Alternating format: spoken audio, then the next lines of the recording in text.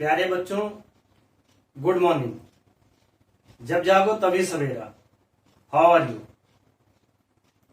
यह जो जीवन है इसे जीने के दो तरीके हैं। जो पसंद है उसे हासिल करके जियो, या फिर जो हासिल है उसे पसंद करो। क्योंकि हाई स्कूल के एग्जाम के बाद कोई मेडिकल क्षेत्र में जाएगा तो वो बायो को, तो कोई कॉमर्स को, तो कोई आर्ट्स को प्रिफर करेगा। किंतु यह हाई स्कूल स्तर की जो मैथ है वो उसके लिए जीवन भर उपयोगी रहेगी। यहां तक कि भविष्य में अगर कोई भी फॉर्म भी वो डालता है तो नॉन टेक्निकल फॉर्म में भी हाई स्कूल स्तर तक की मैथ पूछी जाती है। और इसके लिए जरूरी है कि बच्चों, नंबर के पीछे भागने से अच्छा है आप इसके टॉपिक की अच्छी समझ डेवलप करें। नंबर आपके पीछे पीछे खुद ही भगेगा। इसलिए आज मैं हाई स्कूल के प्रथम चैप्टर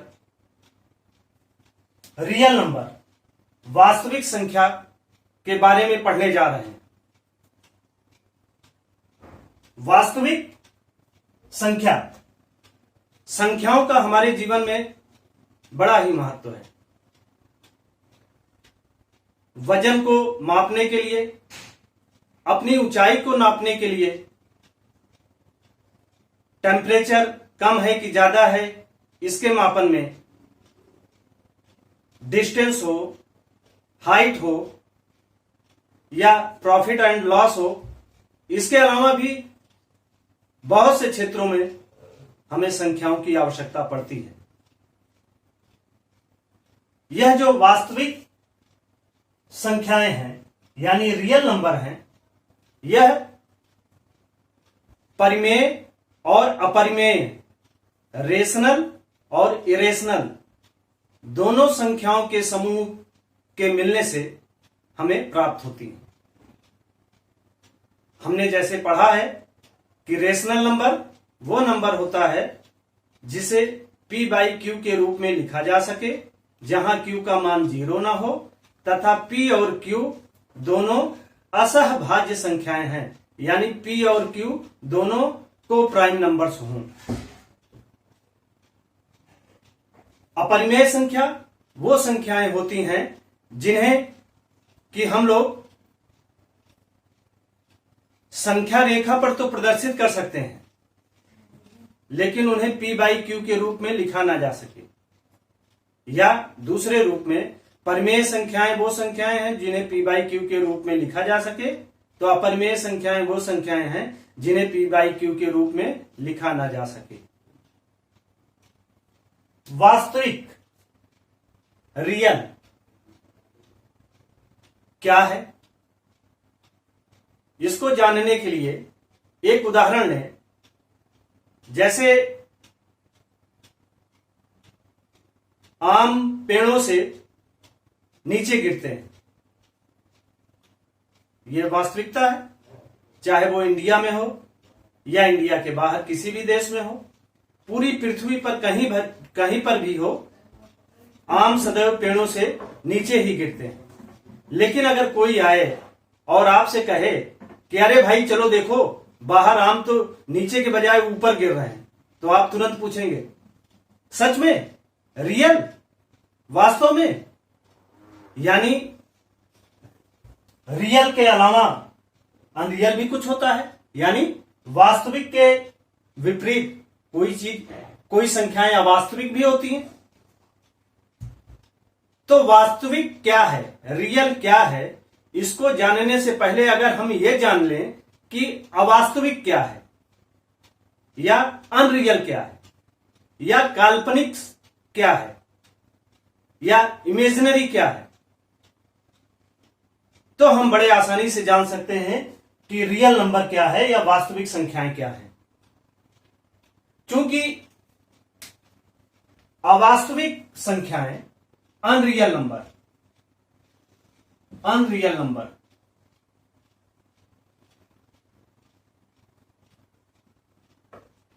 यानी अवास्तविक संख्याएं। अवास्तविक संख्याएं वो संख्याएं हैं जिन्हें की संख्या रेखा पर प्रदर्शित ना किया जा सके।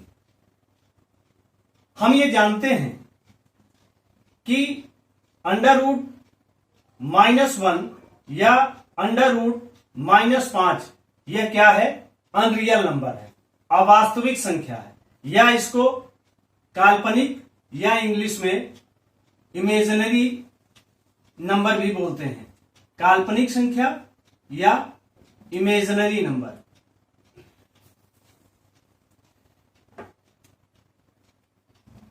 ठीक ना?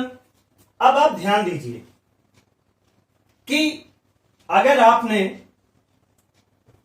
9 इंटू 9 किया या 3 इंटू 3 किया तो 3 3 जा 9, ये कैसी संख्या है? पॉजिटिव है। या -3 इंटू -3 किया तो क्या आएगा? +9, सॉरी ये भी 9 आएगी, क्योंकि माइनस माइनस का मल्टीप्लीकेशन क्या होता है? प्लस होता है, ये भी पॉजिटिव है। या -√3 इंटू -√3 ये करते हैं तब भी आपको क्या प्राप्त होता है? 3, ये भी पॉजिटिव है। लेकिन जब आप √-3 इंटू √-3 करेंगे तब आपको निगेटिव संख्या मिलती है। क्या मिलती है? कैसी संख्या मिलती है? निगेटिव मिलती है। तो अवास्तविक संख्याओं को और वास्तविक संख्याओं के बीच अंतर करने का यह एक सबसे आसान तरीका है कि जिन संख्याओं का स्क्वायर करने के बाद, जैसे आपने यहां 3 का स्क्वायर किया तो पॉजिटिव मिला, या यहां पर -3 को स्क्वायर किया तब भी पॉजिटिव मिला, या यहां पर -√3 को स्क्वायर किया तब भी पॉजिटिव संख्याएं प्राप्त होती हैं। तो जब किसी भी संख्याओं का स्क्वायर करने के बाद हमें धनात्मक मान मिलता है तो वही संख्याएं क्या होती हैं? रियल नंबर होती हैं। वही क्या होती हैं? रियल नंबर, यानी वास्तविक संख्या। और ऐसी संख्याएं जिनका स्क्वायर करने के बाद, जैसे -√3 का स्क्वायर किया, √3 का स्क्वायर किया तो ये क्या मिल रही हैं? निगेटिव संख्याएं मिल रही हैं। ठीक ना? और अगर निगेटिव संख्याएं मिल रही हैं तो वही संख्याएं क्या होंगी? अनरियल नंबर होंगी। ठीक, आइए इसके बाद कोई भी इमेज जो होती है हमारे दिमाग में बड़े अच्छे तरीके से घर कर जाती है और वो हमेशा याद रहती है। इसलिए आइए हम लोग आज एक फ्लो चार्ट के माध्यम से रियल नंबर क्या है उसको समझने का प्रयास करते हैं। क्योंकि हम जानते हैं कि प्राकृतिक संख्या यानी नेचुरल नंबर, जो नंबर काउंट किए जा सकते हैं उन्हें प्राकृतिक संख्या या नेचुरल नंबर कहते हैं। उन्हें n से डिनोट किया जाता है। जैसे 1 2 3 4 अप टू सो ऑन, यानी प्राकृतिक संख्या क्या होगी? Which is started from 1 2 plus n। ठीक, और उन्हें रियल नंबर लाइन पर प्रदर्शित किया जा सकता है। यह पॉजिटिव संख्याएं होती हैं। और जब इन्हीं प्राकृतिक संख्याओं में शून्य को ऐड कर दिया जाता है तो ये क्या हो जाती हैं? Whole number. इन होल नंबर्स को आप 0 1 2 अप टू प्लस n तक प्रदर्शित कर सकते हैं। ठीक है, फिर उसके बाद आता है इंटीजर्स। इंटीजर्स में पूर्ण संख्याएं सम्मिलित होती हैं, यानी 0 1 2 3 4 अप टू सो ऑन, और प्लस इसके साथ इसमें निगेटिव संख्याएं भी -1 -2 -3 -4 ये भी सम्मिलित होती हैं। निगेटिव यानी इंटीजर्स को ZN से डिनोट करते हैं और इंटीजर्स को Z से या I से डिनोट कर सकते हैं। तो इसमें कहने का मतलब कि 0 1 2 3 0 and positive integers और negative integers, positive integers, positive integers, negative integers और जीरो, यह तीनों जो हैं वो इंटीजर्स में सम्मिलित होती हैं। तो इस आधार पर हम इसको प्रदर्शित कर सकते हैं -n up to -2 -1 0 +1 2 up to +9। यह जो होती हैं वो इंटीजर्स होते हैं। इंटीजर्स जो होते हैं वो निगेटिव भी होते हैं और पॉजिटिव होते हैं, ठीक ना। अब ये बताइए कि जीरो जो है वो ना तो पॉजिटिव होता है और ना ही निगेटिव होता है, तो वो किस में ऐड होगी, पॉजिटिव में या निगेटिव में। ध्यान रखिए दोस्तों, ये बड़ा ही इंपॉर्टेंट पॉइंट है, क्योंकि जीरो जो है ना तो पॉजिटिव संख्याओं में जुड़ती हैं और ना निगेटिव संख्याओं में ही जुड़ सकती हैं।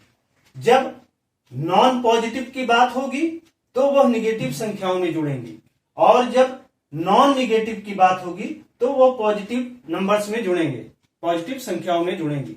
यह विशेष ध्यान रखिए, जीरो जब नॉन पॉजिटिव की बात होगी तो निगेटिव नंबर्स में जुड़ेंगी, और जीरो जब नॉन पॉजिटिव की बात होगी तो निगेटिव नंबर्स में जुड़ेंगे, और नॉन निगेटिव्स की बात होगी तो पॉजिटिव नंबर्स में जुड़ेंगे। ये विशेष ध्यान रखिएगा, ठीक है। इसके बाद आती है फ्रैक्शन, जिनको बोला जाता है भिन्न।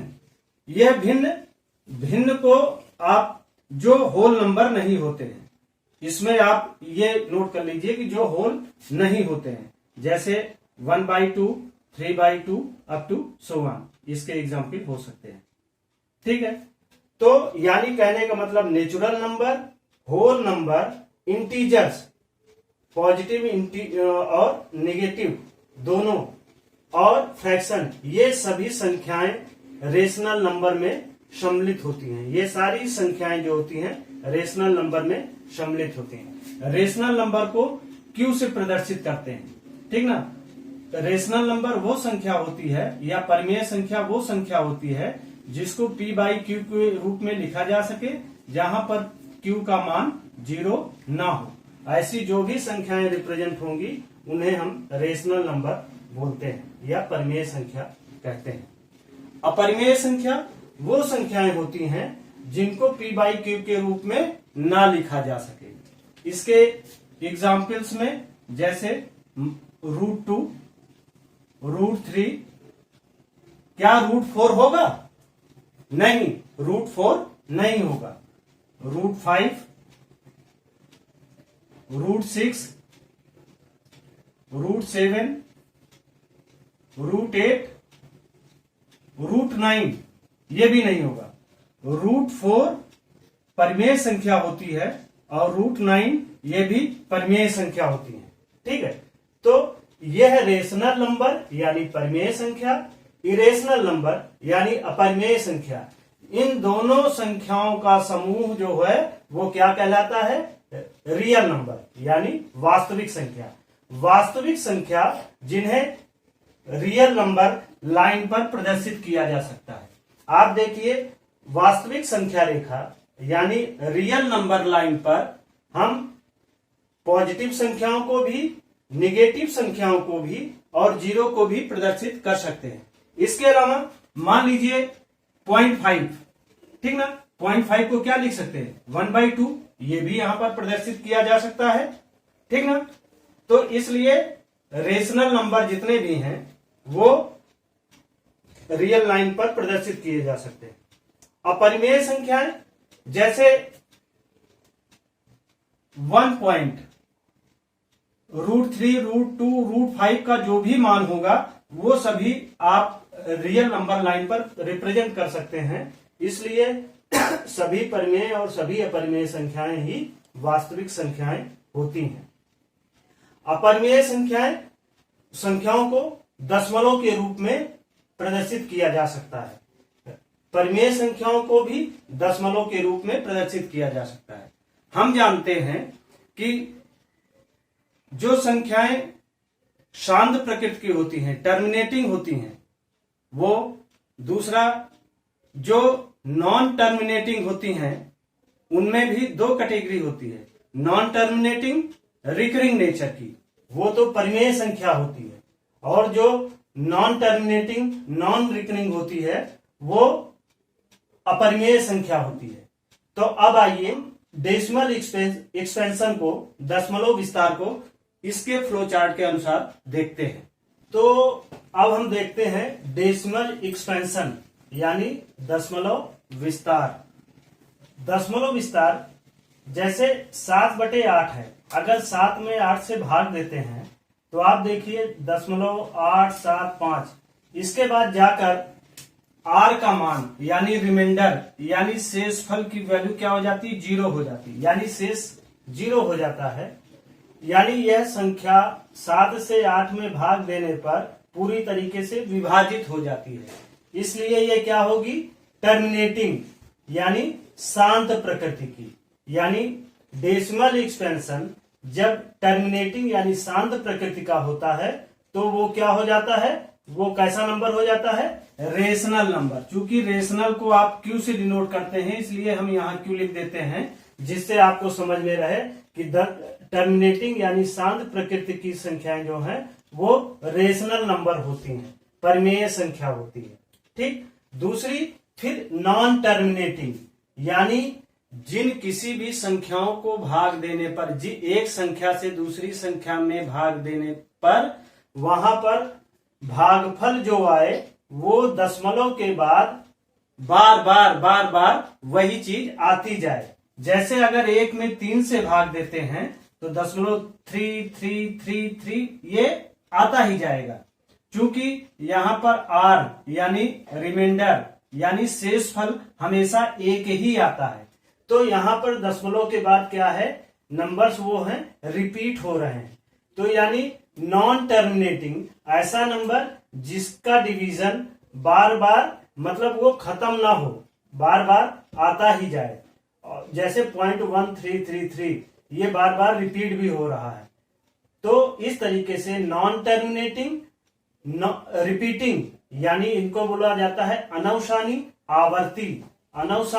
आवर्ती संख्याएं, यानी नॉन टर्मिनेटिंग रिपीटिंग नंबर जो होता है वो भी रेशनल नंबर की कैटेगरी में ही आएगा, यानी परिमेय संख्या की कैटेगरी में ही आएगा। ठीक ना।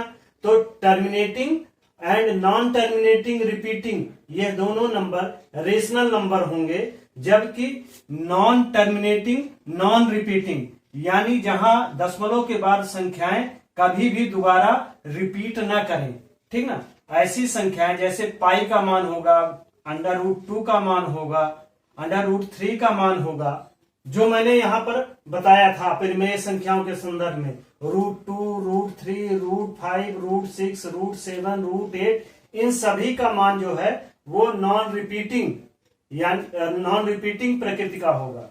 मतलब वो दोबारा फिर अपने नंबर को दशमलव के बाद रिपीट नहीं करती हैं, तो वो क्या हो जाएंगी, वो अनावर्ती यानी अनावर्ती यानी non terminating non repeating number जो होगा वो कैसा होगा, वो इरेशनल होगा। कैसा होगा, इरेशनल होगा। ठीक ना। इरेशनल को यानी अपरिमेय संख्या कहते हैं। तो टर्मिनेटिंग और नॉन टर्मिनेटिंग रिपीटिंग ये दोनों तो रेशनल नंबर है, लेकिन नॉन टर्मिनेटिंग नॉन रिपीटिंग यानी अनावर्ती संख्याएं जो होंगी वो इरेशनल नंबर होंगी, यानी अपरिमेय संख्या होगी। इतनी बात समझ में आई। यानी यह जो दशमलव वाली संख्याएं हैं जैसे 0.875 यानी 1 से कम है तो वो यहां पर प्रदर्शित हो सकती है। 0.333 वो भी यहां पर यानी रियल नंबर लाइन पर प्रदर्शित किया जा सकता है। तो टर्मिनेटिंग नंबर्स हो या नॉन टर्मिनेटिंग रिपीटिंग नंबर्स हो वो भी नंबर लाइन पर प्रदर्शित किए जा सकते हैं, वास्तविक संख्या रेखा पर प्रदर्शित किए जा सकते हैं, और नॉन टर्मिनेटिंग नॉन रिपीटिंग अनावर्ती संख्याएं भी वास्तविक संख्या रेखा पर प्रदर्शित की जा सकती हैं। अतः रेशनल नंबर भी यहाँ वास्तविक संख्या रेखा पर प्रदर्शित किए जा सकते हैं और इरेशनल नंबर भी वास्तविक संख्या रेखा यानी रियल नंबर लाइन पर प्रदर्शित किए जा सकते हैं। अतः सभी रेशनल और इरेशनल नंबर जो इस पर वास्तविक संख्या रेखा पर प्रदर्शित किए जा सकते हैं, चाहे वो दशमलव प्रसार में शांत प्रकृति का हो या अशांत प्रकृति में, नॉन टर्मिनेटिंग में, रिपीटिंग या नॉन रिपीटिंग हो, सभी की सभी संख्याएं इस रियल नंबर लाइन पर प्रदर्शित की जा सकती हैं। इसलिए यह सभी संख्याएं कैसी होंगी? रियल नंबर होंगी। इसीलिए कहा गया है कि जिन्हें रियल नंबर लाइन पर प्रदर्शित कर सकते हैं वो सभी की सभी संख्याएं जो होती हैं वो वास्तविक संख्याएं होती हैं, रियल नंबर होती हैं। बच्चों, ये बड़ा ही इंपॉर्टेंट पॉइंट हम बताने जा रहे हैं आपको कि पूरे आपके वास्तविक संख्याओं यानी रियल नंबर में आपको क्या क्या चीजें पढ़नी है। आप ध्यान दीजिए, हमें इसमें यह जो हमने नंबर लाइन पढ़ा था, ठीक ना, 0 से दाहिनी ओर ये कैसा नंबर था? 1 2 3 4 5 up to so on plus 9 undefined point तक।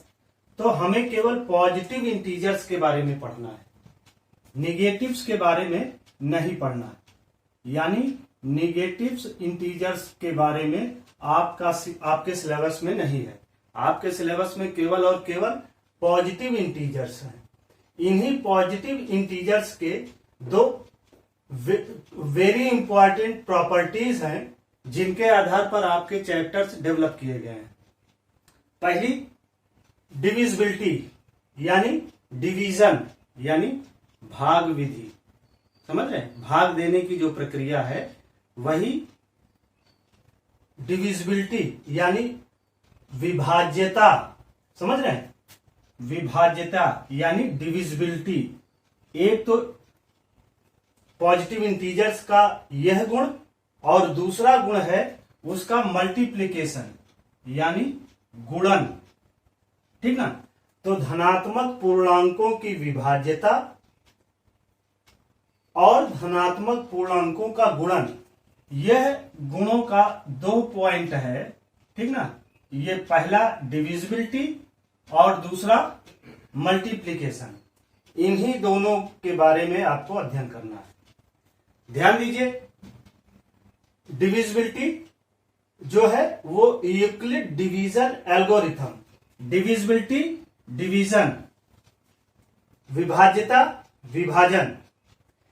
यूक्लिड विभाजन एल्गोरिथम या यूक्लिड्स डिवीजन एल्गोरिथम को हम यूक्लिड डिवीजन, यहां भी डिवीजन शब्द आ रहा है, यानी विभाजन, विभाजन, विभाज्यता, यूक्लिड डिवीजन लीमा के थ्रू, यूक्लिड विभाजन प्रमेयिका के द्वारा हम यूक्लिड विभाजन एल्गोरिथम प्रूव करेंगे और यूक्लिड विभाजन एल्गोरिथम के द्वारा HCF ज्ञात करना। HCF यानी इसको हिंदी में बोलते हैं मासा पा, यानी महत्तम समापवर्तक, समापवर्तक, समापवर्त नहीं, समापवर्तक, हाईएस्ट कॉमन फैक्टर। समझ रहे हैं? ये फैक्टर है। फैक्टर यानी हाईएस्ट कॉमन फैक्टर ज्ञात करना है, ठीक।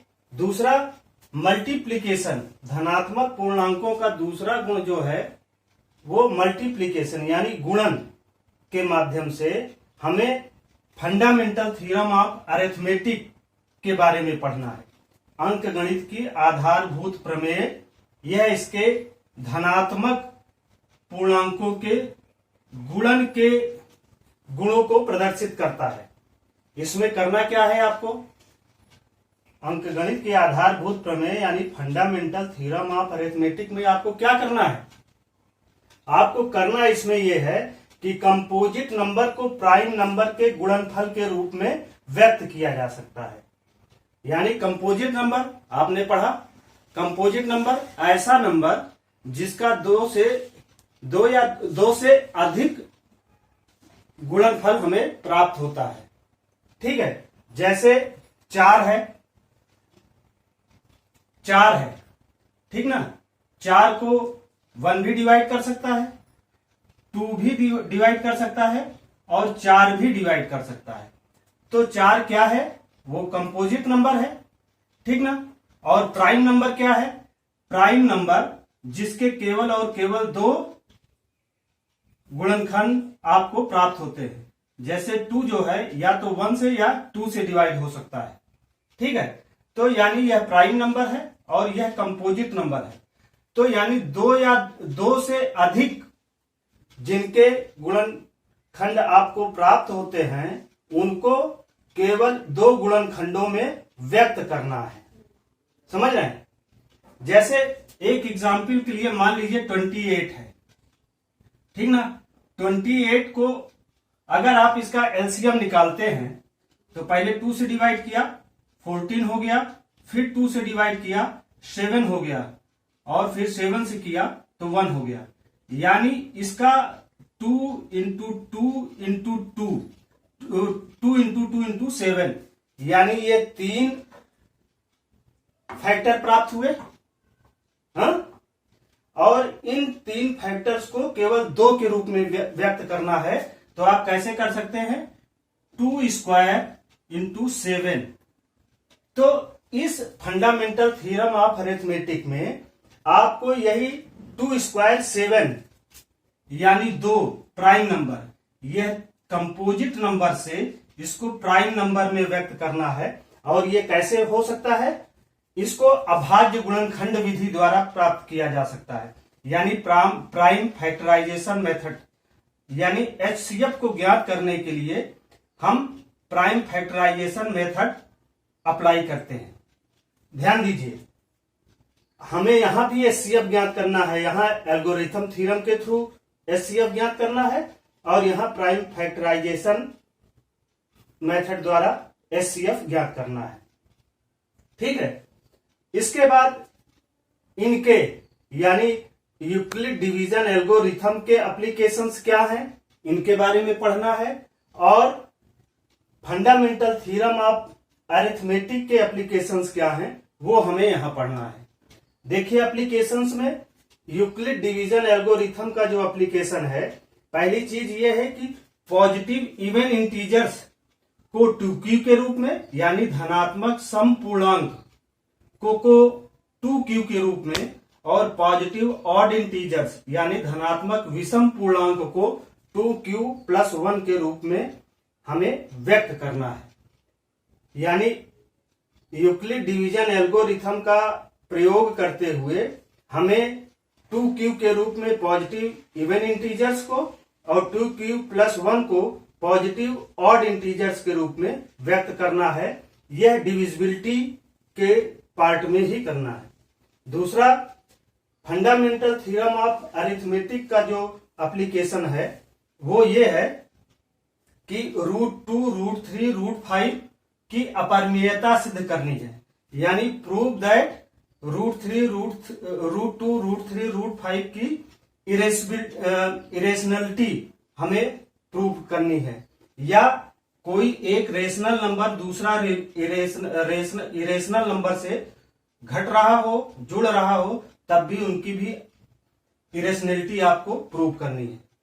पहला अनुप्रयोग फंडामेंटल थ्योरम ऑफ अरिथमेटिक का यानी अंकगणित के आधारभूत प्रमेय का पहला प्रयोग क्या करना है, √2, √3, √5 का जो है आपको अपरिमेयता सिद्ध करनी है, इरेशनलिटी आपको प्रूव करनी है।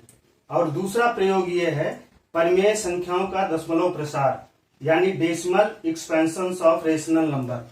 इसमें आप लोगों ने किया ही कि जैसे terminating, non terminating, non terminating में रिपीटिंग, नॉन रिपीटिंग, ठीक ना, ये आगे हम लोग पढ़ने वाले हैं। अब ध्यान दीजिए, यह यूक्लिड डिवीजन एल्गोरिथम के द्वारा एचसीएफ ज्ञात करना और इसके अनुप्रयोग पॉजिटिव इवन इंटीजर्स को 2q के रूप में और पॉजिटिव इंटीजर्स 2q प्लस 1 के रूप में, यह दोनों पार्ट जो है हमें एक्सरसाइज नंबर 1.1 में पढ़ना है, ठीक ना। दूसरा, प्राइम फैक्टराइजेशन मेथड से एचसीएफ ज्ञात करना, ये हमें एक्सरसाइज 1.2 में ज्ञात करना है। तीसरा यह इसकी जो अपरमेयता सिद्ध करने वाला है, ये एक्सरसाइज 1.3 में हमें पढ़ना है। ठीक है। और एक्सरसाइज 1.4 में हमें अपरमेय संख्याओं का दशमलव प्रसार, decimal expression of rational number, इसे एक्सरसाइज 1.4 में पढ़ना है। हमारे चैप्टर में केवल 4 एक्सरसाइज दी गई है, 1.1, 1.2, 1.3 और 1.4। 1.1 में एल्गोरिथम के थ्रू एचसीएफ ज्ञात करना और धनात्मक सम पूर्णांक संख्याओं को 2q के रूप में और धनात्मक विषम पूर्णांक संख्याओं को 2q+1 के रूप में इन पे सवाल लगानी है। और दूसरे में प्राइम फैक्टराइजेशन मेथड से एचसीएफ ज्ञात करना है 1.2 में। 1.3 में हमें इरेशनलिटी सिद्ध करनी है √2 √3 का, और उसके बाद decimal expansion of rational number exercise 1.4 में करना है। ये पूरा का पूरा हमारा रेशनल रियल नंबर में हमें टोटल इतना ही पढ़ना है। ठीक है।